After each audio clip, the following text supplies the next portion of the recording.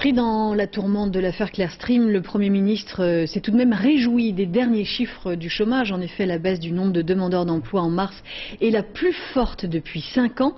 Il faut toutefois souligner le nombre croissant des radiations. Christelle Méral. C'est la seule bonne nouvelle dans un ciel chargé pour le Premier ministre. Dominique de Villepin s'est félicité ce matin de la baisse du nombre de demandeurs d'emploi lors du salon des artisans du bâtiment. En mars, le chômage a diminué de 1,3% en France. C'est la plus forte décrue depuis 5 ans. Le chômage atteint aujourd'hui 9,5% de la population active. Au total, depuis juin 2005, ce sont près de 200 000 chômeurs qui ont retrouvé un emploi ou une formation dans notre pays. Dans le grand combat que nous menons, dans cette priorité que constitue la lutte contre le chômage, c'est une étape importante. Cette baisse du chômage profite quasiment à toutes les catégories de la population et particulièrement aux jeunes qui s'étaient mobilisés contre le CPE.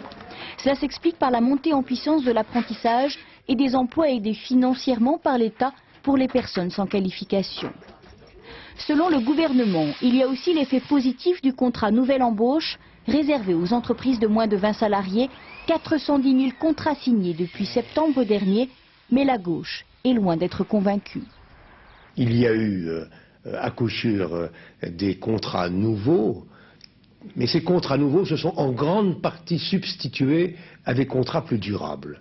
Donc ce sont là encore des créations en partie fictives d'emplois.